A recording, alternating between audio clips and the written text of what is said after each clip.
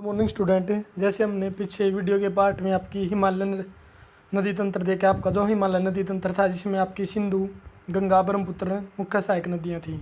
अब उसके बाद हम प्रायद्वीपीय पठार, जो आपका ये वाला हिस्सा है, हम प्रायद्वीपीय पठार की नदियों के बारे में अपन पढ़ेंगे। आपकी प्रायद्वीप पठार की नदियाँ क्या हैं। ज़्यादातर प्रायद्वीपीय पठार की नदियाँ बंगाल की खाड़ी में गिरती हैं, लेकिन दो ऐसी नदियां हैं, दो अपवाद हैं जो बंगाल की खाड़ी में न गिरकर अरब सागर में गिरती हैं। कौन कौन सी ऐसी दो नदी हैं? आपकी नर्मदा और तापी नदियां, आपकी दोनों नदियां अरब सागर के अंदर गिरती हैं। नर्मदा और तापी दो ऐसी नदियां जो आपकी अरब सागर के अंदर गिरती हैं। नर्मदा तापी या तापी को ही ताप्ती कहा जाता है। इसके बारे में पढ़ेंगे लेसन में। देखो आगे क्या कहता है। प्रायद्वीपीय भारत में मुख्य जल विभाजक का निर्माण पश्चिमी घाट द्वारा होता है, जो पश्चिमी तट के निकट उत्तर से दक्षिण की ओर स्थित है।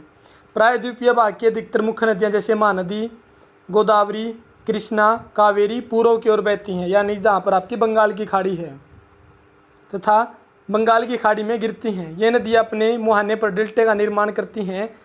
पश्चिमी घाट से पश्चिम में बहने वाली नदियाँ एक छोटी धाराएं हैं, जिसमें नर्मदा और तापी दो ऐसी नदियाँ हैं जो आपका डेल्टा का निर्माण नहीं करती, एस्चुर या जवार नद मुख का निर्माण करती हैं, जो कि पश्चिम की तरफ बहती हैं और जवार नद मुख का निर्माण करती हैं। प्रायद्वीपीय नदियों की अपवाद द्रोणियाँ आकार में अपेक्षाकृत छोटी होती हैं। सबसे पहले हम पढ़ेंगे यहाँ पर आपकी नर्मदा और तापी द्रोणियों के बारे में यहाँ पर पढ़ेंगे। उसके बारे में देखो क्या कहता है। नर्मदा नदी के अंदर नर्मदा का उद्गम स्थल मध्य प्रदेश के अमरकंटक पठार या पहाड़ी के निकट है। यह अमरकंटक के पठार से निकलती है।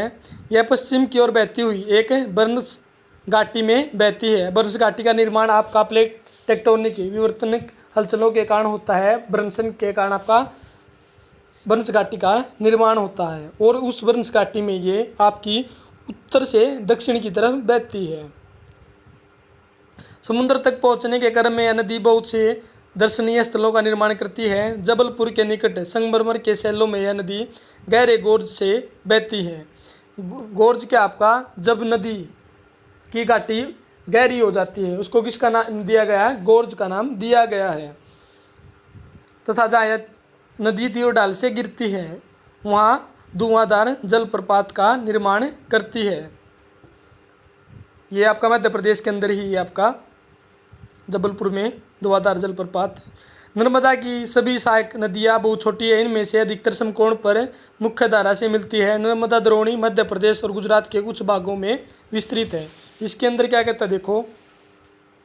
जो नर्मदा नदी है मेकाले पर्वत के अमरकंटक चोटी जो कि आपकी 1057 मीटर ऊंची है, उससे इसका उद्गम स्थान है। इसकी लंबाई कितनी है? 1312 किलोमीटर। इसका भूभाग क्षेत्र कितना है? 98,795 किलोमीटर स्क्वायर। और इसका 87% भाग मध्य प्रदेश में बहता है। गुजरात के अंदर इसका 11.5% और महाराष्ट्र के अंदर इसका 1.5% भाग महाराष्ट्र के अंदर बहता है। उसके बाद क्या है देखो, अरब सागर में गिरने वाली प्रायद्वीपीय भारत की यह सबसे बड़ी नदी है। कौन सी? आपकी नर्मदा द्रोणी। उसके बाद बात आती है आपकी तापी द्रोणी की।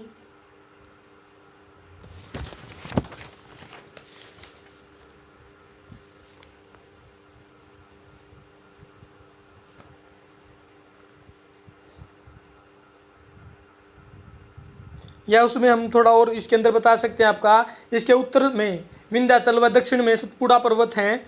इसके बीच में यह बर्न्स घाटी में बहती है, यानी कि रिफ्ट वैली से होकर बहती है। कपिल धारा या धुआंधार जलप्रपात इसी नदी पर स्थित है और उसमें दो धुआंधार जलप्रपात है। 23 मीटर की हाइट से जल नीचे गिरता है। जबलपुर के पास है, ये एमपी में ही। यह बड़ौच यानी कि गुजरात के निकट जवार नद मुख द्वारा खंबात की खाड़ी में गिरती है। उसके बाद है आपका ताप्ती नदी या तापी नदी। जैसे हमने नर्मदा द्रोणी के आपके बारे में यहाँ पर पढ़ा। उसके बाद क्या कहता है देखो,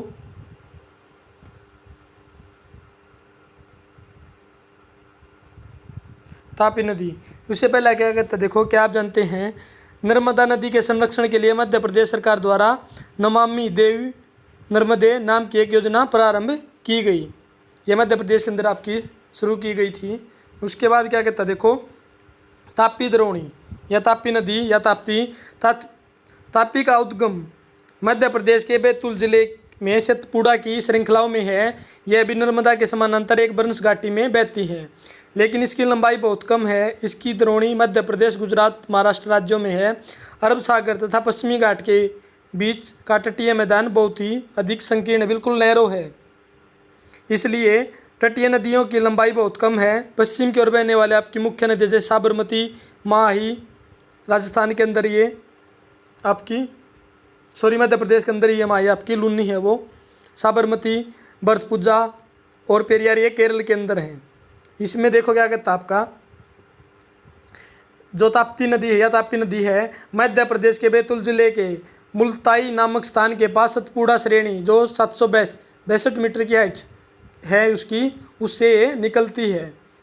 उसके बाद क्या कहता है, इसकी लंबाई 724 किलोमीटर है। इसका अपवाह क्षेत्र है 65,145 किलोमीटर स्क्वायर है। उसके बाद इसका 79% भाग, 79% भाग महाराष्ट्र के अंदर, 15% भाग इसका मध्य प्रदेश में और 6% इसका हिस्सा गुजरात के अंदर बहता है। उसके बाद देखो, उससे आगे देखो, सूरतनगर इसी नदी के तट पर स्थित है। यानी कि जो आपका सूरतनगर है वो आपका तापी या ताप्ती नदी के तट पर स्थित है।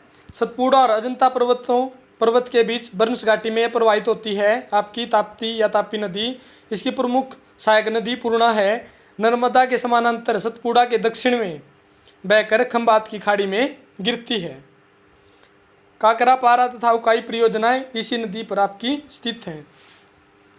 उसके बाद बात आती है आपकी, अगर हम देखें साबरमती की लंबाई 320 किलोमीटर है, जो राजस्थान मेवाड़ पहाड़ियों से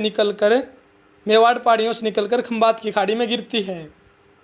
उसके बाद साबरमती के किनारे तट पर स्थित नगर कौन से आपका अहमदाबाद इसके तट पर स्थित नगर है। पश्चिम में प्रवाहित होती है और यह तीसरी बड़ी प्रायद्वीपीय भारत की नदी है।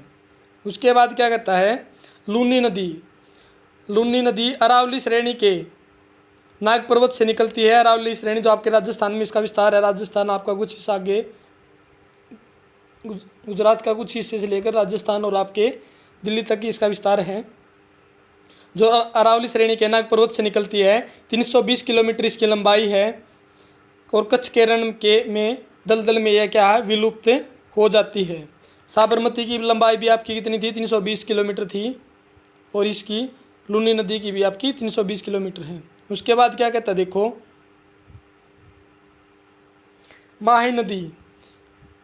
माही नदी की लंबाई 553 किलोमीटर है और 553 किलोमीटर की दूरी तय करने के बाद यह खंबात की खाड़ी में गिरती है। इसका उद्गम स्थान मध्य प्रदेश के धार जिले में विंध्याचल पर्वत से इसका उद्गम स्थान है। इसका अपवाह क्षेत्र 34,842 वर्ग किलोमीटर स्क्वायर है और इसकी सहायक नदियाँ सोम, जाखम नदियाँ हैं और इसका अपवाह क्षेत्र एक आका बहती है मध्य प्रदेश, राजस्थान और गुजरात के अंदर बहती है आपकी माही नदी। उसके बाद है घग्गर नदी, हिमालय पर्वत की शिवालिक पहाड़ियों से शिमला के पास से निकलती है और इसकी लंबाई कितनी है घग्गर की आपकी 465 किलोमीटर है। यह अम्बाला, पटियाला, हिसार जिलों से बहती हुई राजस्थान के गंगानगर जिले में प्रविष्ट होती है और हनुमानगढ़ के समीप बटनेर के मरुस्तर में विलीन हो जाती हैं। ये जो हमने नदियाँ पढ़ी आपकी, ये क्या थी आपकी, अरब सागर में गिरने वाली नदियाँ थी आपकी। मैप में देखो आप एक बार,